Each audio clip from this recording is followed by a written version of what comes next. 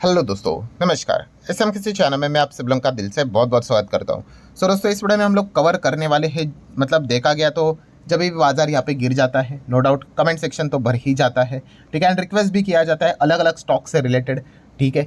And अगर देखा गया तो सबसे ज़्यादा रिक्वेस्ट इन्हीं स्टॉक से रिलेटेड की गई है और इसमें कॉमन सेंस भी है, बिकॉज इसमें सबसे ज़्यादा हम लोगों को नंबर ऑफ शेयर होल्डर्स भी ज़्यादा देखने को मिल जाते हैं। एंड खास करके आप कह सकते हो कि रिटेल शेयर होल्डर की नंबर ऑफ संख्या भी इन कंपनीज में हम लोग को काफ़ी हायर लेवल पे देखने को यहाँ पे मिल जाती है। सो ऑब्वियसली अगर स्टॉक अगर कभी गिर जाता है, ठीक है, तो इसी से रिलेटेड सवाल ज़्यादा यहाँ पे पूछे जाते हैं। जैसे कि मैंने इससे रिलेटेड एक वीडियो भी बनाया था, कौन सा, जो हम कहते हैं ना पीडीएफ स्ट्रेटेजी, कि प्रमोटर है, एफआईएस है, डीआईएस है, ठीक है। एंड अगर उस कंपनी में अगर पब्लिक काफ़ी कम है, मान के चलो 1-2% ही है, ठीक है, उससे रिलेटेड थोड़ी ना कोई सवाल पूछेगा, ठीक है। बट जहाँ पे हम लोग को ज़्यादा पब्लिक देखने को मिल जाती है, यूजुअली डिसेंट भी पब्लिक देखने को मिल जाती है, ठीक है, उससे रिलेटेड सवाल काफ़ी ज़्यादा पूछे जाते हैं, ठीक है। एंड इसमें अगर देखा गया तो दो टाइप की कंपनी आती है। एक होती है पेनी स्टॉक्स, ठीक है, पेनी स्टॉक्स में तो आपको काफ़ी पब्लिक देखने को मिल जाएगी। एंड सेकेंड होती है पॉपुलर टाइप के स्टॉक्स। पॉपुलर स्टॉक्स मतलब क्या, हाँ भाई, ऐसे ऐसे ऐसे चल रहे हैं, किसी को कोई इंटरेस्ट नहीं है, बस रॉकेट बन गया, अब इंटरेस्ट हो गया, ठीक है, 5-10 गुना हो गया, 100 का 200, 200, 300, 400, 500, 1000 हो गया तो 1000 पे जाके खरीद लेंगे, फिर वो नीचे आ गया तो दिक्कत हो जाती है, जिसको हम लोग स्टेज 3 बोलते हैं। सो इसी से रिलेटेड काफ़ी सवाल यहाँ पे पूछे जाते हैं। अभी इसमें अगर हम लिस्ट की नाम की बात कर ले तो आप यहाँ पे देख सकते हैं बहुत सारे स्टॉक है। हाँ, सबसे पहले तो भाई डिस्क्लेमर लेकर चलना कि कोई रिकमेंडेशन तो होता नहीं है कि आप इसको खरीदो, बेचो, होल्ड करो, एवरेज करो करके। बट येस, जो लर्निंग कंटेंट होता है, लेसन होता है सिखाने से रिलेटेड, वो पैटर्न में हमेशा आप लोगों को सिखाने की कोशिश यहाँ पे करता हूँ। मतलब जैसे कि आप देख सकते हो एनटीपीसी है 3.25% यहाँ पे गिर गया, एनएचपीसी है 3% गिर गया, टॉप लेवल से देखेंगे 10-15-20% से डाउन है, आरईसी 4.25% डाउन, पीएफसी बात करेंगे 5.5% से ज़्यादा, हुडको की बात करें 6.5% के आसपास गिर गया, इरेडा की बात करेंगे तो 4.5% डाउन देखने को यहाँ पे मिल चुका है, कोचिन शिपयार्ड की बात करेंगे तो 4.5, माझगांव डॉक की बात करें तो 3.5% डाउन है, गार्डन रिच शिप बिल्डर्स की बात करें तो 7%, टॉप से तो 40% से भी ज़्यादा डाउन है, एचएल की बात करेंगे तो 2-2.25% ही गिरा है। थोड़ा हम कह सकते हैं इंडियन एयरफोर्स की खबर के चलते कम गिरा है, ऐसा कह सकते हैं। ओपनिंग तो अच्छी ही हुई थी, गैप अप, बट प्रेशर तो है, तो भाई प्रेशर के सामने कुछ नहीं चलता है। बीडीएल की बात कर ले भाई, हरे निशान में क्लोजिंग हो गई, वो भी आखिरी मोमेंट पे, वही इनके लिए बड़ी बात है। कल के दिन का ही थोड़ा बहुत बेनिफिट यहाँ पे मिल गया था, वरना देखा गया तो ये भी मतलब प्रेशर इतना रहता है कि भाई आप अच्छा करो या बुरा करो, फर्क नहीं पड़ता है, पिटाई में तो हर किसी की पिटाई हो ही जाती है। आरवीएनएल की बात करेंगे, रेलवे स्टॉक्स, तो आप यहाँ पे चेक कर सकते हो लगभग 9% के आसपास गिरा है। आईआरएफसी की बात करेंगे 5%, इरकॉन लगभग 4.5% से ज़्यादा, रेलटेल 8.25% से ज़्यादा। एंड अगर देखा गया येस बैंक की अगर बात करें तो 3.25% डाउन है।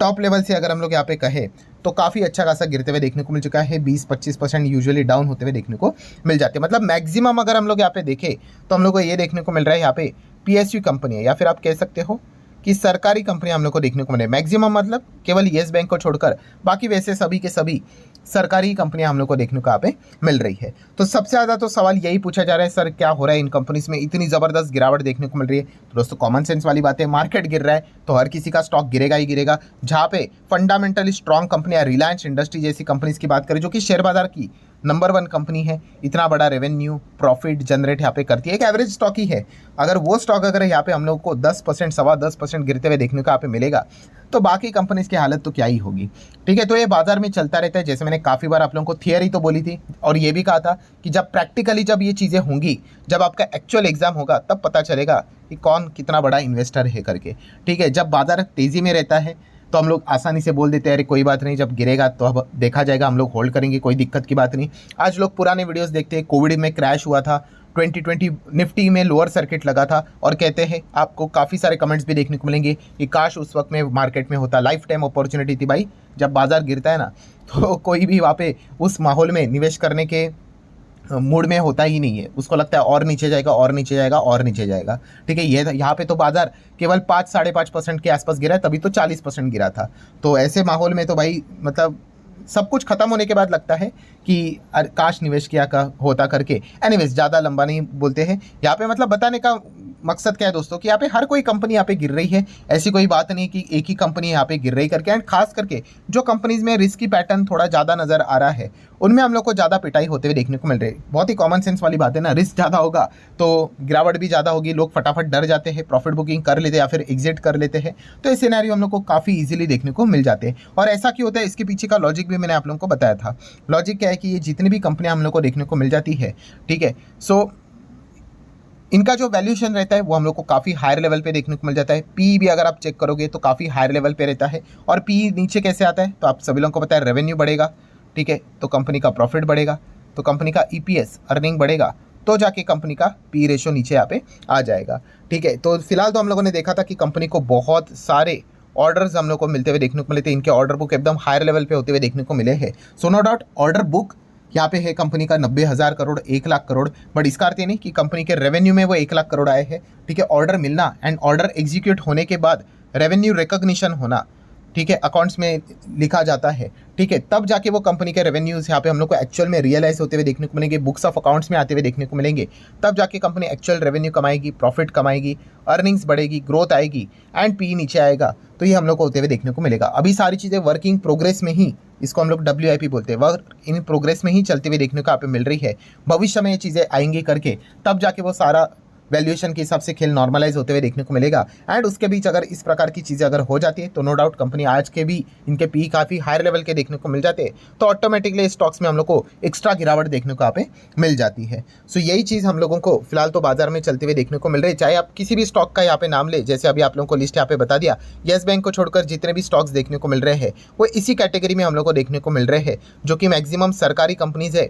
एंड इनको जो ऑर्डर से रिलेटेड खेल यहाँ पे चल रहा है वो भविष्य में हम लोग को देखने को यहाँ पे मिल जाएगा, ठीक है। बट जब तक ये एग्जीक्यूट नहीं होते हैं, ठीक है, तब तक ये कंपनी के वैल्यूएशन हम लोग को टॉप पे ही देखने को यहाँ पे मिल जाते हैं। और अगर इसके बीच में अगर बाजार ऐसा हुआ तो फिर उस प्रकार की पिटाई हम लोग को देखने को यहाँ पे मिल जाती है। जैसे बोला ना कि रिलायंस जैसी कंपनी जिसका हम लोग को रेवेन्यू, प्रॉफिट, अर्निंग सब कुछ नॉर्मल देखने को मिल रहा है, कोई दिक्कत नहीं है, वो अगर स्टॉक 10% अगर गिरेगा, 10.25% गिरेगा, तो बाकी की तो हालत क्या ही होगी। तो आप एक अनुमान यहाँ पे लगा सकते हैं। तो बियर मार्केट मतलब ऐसा ही होता है।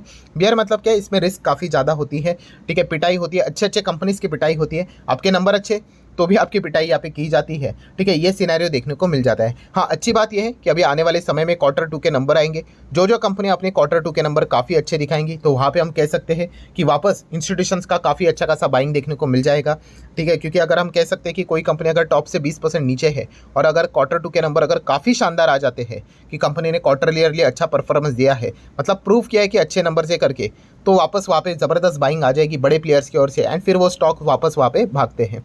तो इसलिए दोस्तों पूरा जो खेल है वो फंडामेंटल्स का ही होता है, अच्छे नंबर्स का ही होता है।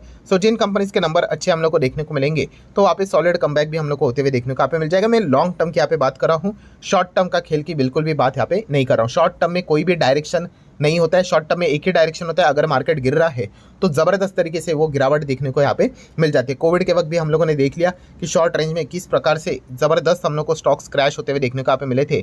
लॉन्ग रेंज में जिन जिन कंपनी के नंबर अच्छे थे, बिजनेस अच्छे थे, इन सभी ने अच्छा कमबैक यहाँ पे दिखा दिया। जिनके नंबर्स खराब यहाँ पे थे वो सारे कंपनी हम लोग को स्टक होते हुए देखने को यहाँ पे मिले थे। सो बस यही चीज़ आप लोगों को यहाँ पे कहना चाहूँगा कि जिन भी कंपनीज को अगर आपने बिजनेस देखकर यहाँ पे बाय किया होगा, ठीक है, अगर आपको भरोसा है कि उन कंपनीज का बिजनेस काफ़ी अच्छा चलेगा, काफ़ी अच्छे अर्निंग्स करेंगे, काफ़ी अच्छा बैलेंस शीट होगा, PNL होगा, EPS दिखेगा, ग्रोथ दिखेगी, तो वह कंपनी में बाउंस बैक होना यहाँ पे तय है, ठीक है। हाँ, नो डाउट अभी का जो जिस प्रकार का माहौल है उसमें ये सारी चीज़ें देखने को नहीं मिलेगी। भविष्य में अगर कंपनी के नंबर अगर अच्छे आते हैं तो उस कॉन्टेक्स्ट में यहाँ पे मैं बात यहाँ पे कर रहा हूँ। बट अगर किसी ने बिजनेस ही नहीं देखा है, ठीक है, तो मैं जो भी चीज़ें बोल रहा हूँ उसके ऊपर से जारी होगी, उसको तो बोर हो रहा होगा, ठीक है। तो फिर ऐसे व्यक्ति का तो हम लोग कुछ यहाँ पे कर नहीं पाएंगे। तो ये पॉइंट आप लोगों को अच्छी तरीके से पता यहाँ पे होना चाहिए। सो अगेन कह रहा हूँ दोस्तों, जब मार्केट गिरता है तो इसी प्रकार के नज़ारे देखने को मिल जाते हैं। काफ़ी लोगों के लिए फर्स्ट एक्सपीरियंस यहाँ पे हो सकता है, ठीक है। एंड मैं अगेन कह रहा हूँ दोस्तों, ये एक्सपीरियंस कुछ भी नहीं है, ये गिरावट कुछ भी नहीं है, ठीक है। इससे भी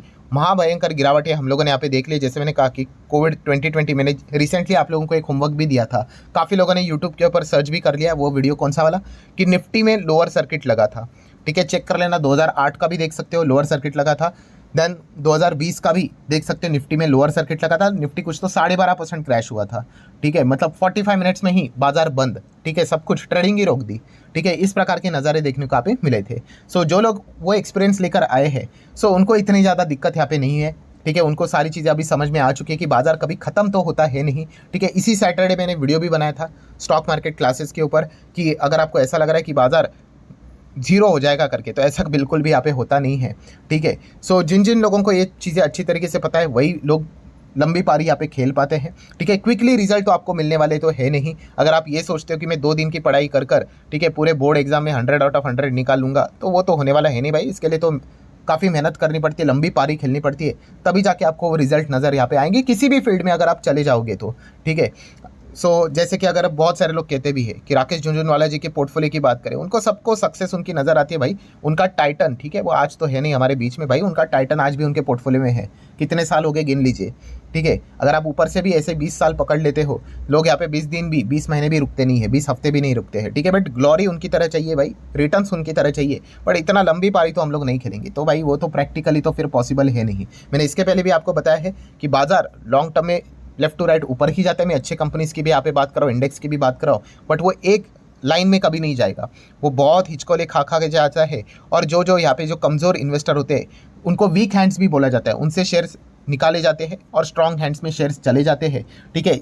जो आज का माहौल आपको देखने को मिल रहा है, कोई बात नहीं भाई, 2030 में देखोगे कुछ अलग ही सिनेरियो होगा। निफ्टी अगर आप भविष्य में देखोगे 30 होगा, 35 होगा, 40 होगा, 50 होगा, 1 लाख भी चला जाएगा। बट यस, इस प्रकार के नज़ारे दिखा दिखा कर ही वो मार्केट यहाँ पे चलने वाला है। अगर स्मूथ चलने लग गया तो बच्चे बच्चे आके बाजार में यहाँ पे बैठ जाएंगे, आराम से हर कोई पैसा कमा पाएगा, और ये तो प्रैक्टिकली पॉसिबल है नहीं कि हर कोई पैसा कमाए, ठीक है।